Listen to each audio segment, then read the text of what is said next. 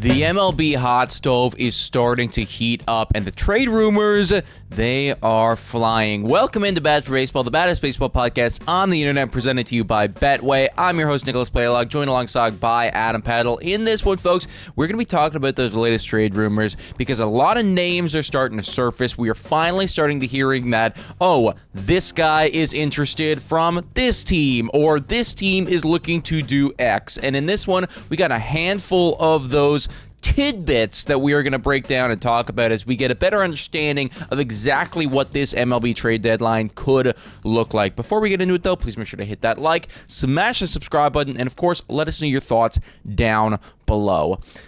Let's get into the, I want to start with this guy because we were just talking about it. The cream of the crop when it comes to the hitters. Eugenio Suarez is by far and away, I would argue, the guy when it comes to trading for a hitter. Yeah, the hitting trade market this year is kind of weak if you look at it, right? Like, there isn't a whole lot of guys that are really demanding of a big trade that are offensively speaking. Yeah, but Eugenio Suarez is that dude. He's on a one-year deal. He's going to expire at the end of the season. He's on the Diamondbacks, who are right now on the outside looking in. They're below 500. They're in a really tough NL West, and according to Bob Nightingale, they are going to be sellers. Shout out to Bob Nightingale, who's on our podcast on Blue Jays Today. He's a guy that's very close to Diamondbacks, so yes, I would be trusting his word that they're probably going to ship him off. Now, the Yankees recently, remember they had that whole thing where they cut DJ LeMahieu and they moved Jazz off third because Jazz was looking terrible. He was in that series in Toronto, was making a bunch of mistakes and errors. They don't have a third baseman. And the rumors have it that the Yankees, being the Yankees and being a highly competitive team and wanting to win the World Series every single year, are looking at Eugenio Suarez. And it's funny, All-Star break, you get all the reporters together, you get all the players together. Yeah. And they actually asked Eugenio what your thoughts were if you got traded to the Yankees. And obviously, being a professional like Eugenio is, said, hey, they want to win a World Series? I would do my best to help them get there. What do you think about this? If the Yankees go get Eugenio Suarez, I feel like that's is that enough to push him over the edge offensively? Well, I think that's a perfect move for them, actually. Like, this is definitely, it just checks all the boxes when it comes to New York Yankees. I mean, like, that's a squad where they typically rely on Aaron Judge 99.9% of the time. And when Aaron Judge cools off, usually they don't go. Now, they are getting some contributions this year from Cody Bellinger, which is great. And Paul Goldschmidt for a while there was going crazy. He's starting to cool off. But there are some other guys in the lineup, just nobody at that caliber of an Aaron Judge. Yeah. You know, Eugenio Suarez is not Aaron Judge, but he's got 31 home runs to his name. Like, this is somebody that could flirt with the idea of hitting 50, especially if he was in Yankee Stadium for the second half of the season. He's also somebody that would provide Aaron Judge with so much protection, which is something that Yankee fans have been complaining about. You know, they keep saying stop intentionally walking Aaron Judge. Well, if you had somebody behind him that had 30-plus bombs, maybe you wouldn't do that anymore. Maybe you would be forced to throw to Aaron Judge. So, honestly, if I see this lineup with Suarez added into it, 100%. Like, I think that they are, I don't want to say that they're even all the way back because it's not like they've really gone anywhere. Like, they're still a very, very good team.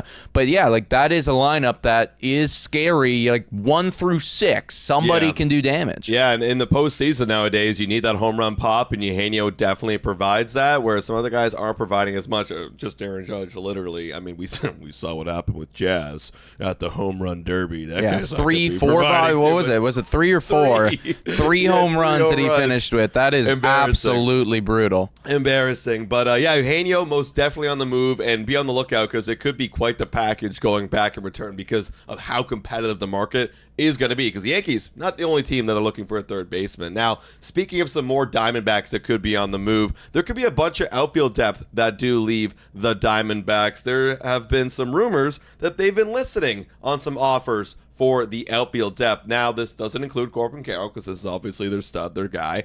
But this could include guys like Alec Thomas, Jake McCarthy, Lourdes Gurriel Jr., pray to the Lord, and Randall Grichuk. Now, probably for me, Randall Grichuk might be the most interesting one, just because I think he is having the most successful year in terms of an OPS standpoint, and he has the ability to come off the bench if you really need him and pop a couple. So for me, yeah, they're going to be kind of selling off conservatively. If they're going to sell Eugenio, I mean, might as well sell some other depth pieces as well. Yeah, I think that, again, Bob Nightingale said it, and he is the most connected to this team when it just comes to, being an insider in general. I would agree with him that this is going to be the most active team when it comes to selling anyways, because they do have a lot of pieces in there where it's not going to cripple them for the future, but they can get a return. Grichuk is one of them. Lourdes Gurriel Jr., also one of them. He's got a mid-700 OPS, and that's a veteran who's been around here for a long period of time. We also haven't even brought up that plethora of pitching that they have to sell off, and this is honestly where you might see some of the biggest returns coming back. Zach Gallen is almost assuredly going to go. Bob Nightingale was on our show the other day talking about how the Toronto Blue Jays could be a prime suitor for Zach Gallen, and there's been some other reports coming out recently that they are, in fact, interested in him, so that could be a suitor right there for Gallen. Merrill Kelly, I mean, he's putting up ace-level numbers here. He's got a 3.34 ERA. He's on the last year of his deal, so if you're the Diamondbacks right now and somebody's offering you their top 3 prospect in their system or whatever it is, of course you're going to smash the accept button, and that is probably going to be what the return is for somebody like a Merrill Kelly, because on top of there being a lack of prime hitters, there's a lot of good depth pitching, but nobody that you could feel good about it, starting as an ace or a 1 or a 2, and Kelly with a low 3 ERA could be that guy. Yeah, honestly, the Diamondbacks, they're kind of at the one-stop shop this season, because I think about the Blue Jays. I brought this comparison up before, where last year they were trying to compete, they didn't. They had a lot of pieces that were expiring and they were selling off, and they almost became there was 7 or 8 different trades they ended up making. And honestly, the Mariners got a couple of them, so this is the one-stop shop this year. Those Arizona Diamondbacks, will be on the lookout for that, everybody. Now, if you miss out on some of these better bats, you might have to settle for those Texas Rangers bats. And one of the guys that I'm talking about is Adolis Garcia, who is drawing trade interest from a lot of teams, apparently. This report comes from Francis Romero from Baseball FR. Adolis Garcia really hasn't been himself in the last couple seasons. This year, he's got a 234 batting average, an OPS of 682, and the home run pops is just not there. 13 for a guy where he lives and dies off the home run ball isn't it. When you look back at the years where he was, MVP 14, he was popping off for 39 home runs. So, I mean, you're going to have to go and trade for this guy if you want to get anything. If you miss out on the Eugenio Suarez's and then maybe the Taylor Wards of the world, you might need to settle for him, but I don't imagine it's going to cost a whole lot. Even though you do get another year of control, it feels like his value has been really diminished. Well, I think if you're interested in Adolis Garcia, it's because you believe that you can unlock that power. And that's just something that, for whatever reason, in the last 2 years, for a lot of those Texas Rangers has left them. He's not the only one. There's a lot of guys on that team that were really good and then suddenly just are not anymore. So you got to wonder, is that a team-wide thing that's happening there? And, maybe some of the other hitting coaches around the league are looking at them and going, wait a second, I can get the best out of Adolis Garcia because I know I've seen it before and I know what's wrong with his swing. So if you're one of those teams where you truly believe that you can unlock him, then I think it's a great trade piece because, like you said, you do have him for another year. Right. So you could, potentially spend an offseason with the guy and then bang, it's he's all the way back in his contract season and he's popping 30 bombs for us again. That being said, though, is this the piece that this season is going to take your offense to the next level? That is a major gamble if you are, relying on that as a squad or an organization.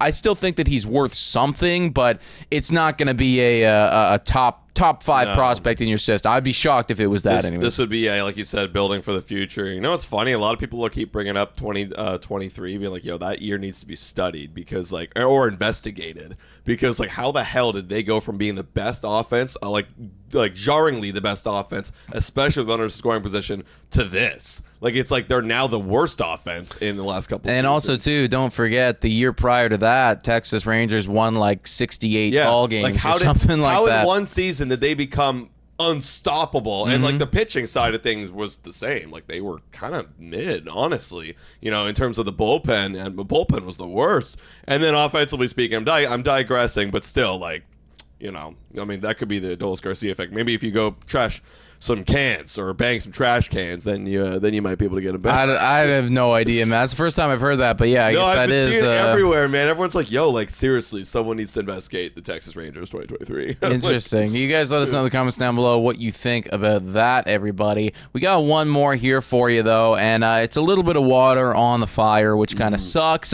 However, crazier things have happened. The Twins are not currently discussing Joe Ryan in trade talks. Now, I believe that this article, goes on to talk about how, well, if they get a crazy offer, they would be interested. And I was really hoping that Joe Ryan would be on the market because this is definitely the ace level dude, and that's something that there really isn't available right now. Like Merrill Kelly could be that guy, maybe Seth Lugo, but neither one of those guys I think is at the same caliber of a Joe Ryan at this point of their career, especially considering Joe Ryan's got 2 more years of control after this. So I get why Minnesota isn't necessarily listening right now. But if they want to go insane and pull off an crazy blockbuster, something that would cost a team their 1, their 2, their 4, and their 7 prospect in this, or whatever it is, this would be that guy. Yeah, like the Twins are not too far off from being competitive. I mean, they were literally in the playoffs last year. So if they want to stay in that competitive atmosphere, like trading Joe Ryan actually doesn't make any sense because you've got him till 2028 unless someone's willing to go balls to the wall, give you some ready now MLB players that are going to make up the war loss of Joe Ryan and then some. Then it would make a lot of sense. But right now they're not listening. But we'll wait and we'll have to see who eventually makes an offer, because we already know that someone definitely will. When you're looking at that starting pitching trade market, that's, again, like you mentioned, kind of a bunch of middle-tier pitchers, so got to go get that ace. Before we conclude this podcast, guys, let's give a big shout-out to Betway. Hit your picks and knock it out of the park with Betway. Scan the QR code on the screen or click the link in the details section to join the action. Only available in Ontario. Must be 19 years or older. Please play responsibly. Tonight is the All-Star Game. You got the American League up against the National League. Just money line right here. National League is the favorite at 1.87. Then it's the American League at 1.95. Personally, I have no idea what's going to happen because you got all the pitchers go 1 inning. You got all the guys go 2 or 3 times through the lineup, and who the hell knows what can happen? So really, it's anybody's guess. So really, if you wanted to bet on this, then you just take the slightly better return in the American League. Yeah. Even though, honestly, it's not even double your money, which kind of stinks, but it's like I would take the slightly better return in the American League. I mean, fuck, they got Tarek Skubal on the bump for an inning. For an inning. That 1 inning will be really good, But guys, and they've got Big Dumper. He'll be the MVP. That's true, yeah. Big Dumper was on a mission yesterday, and he might continue his toured campaign in the All-Star Game this evening. But, folks, let us know down below your thoughts on all the trade rumors that are currently happening right now. Please make sure to hit that like, smash that subscribe button. Thank you so much for watching, everybody, and we'll catch you next time. Cheers.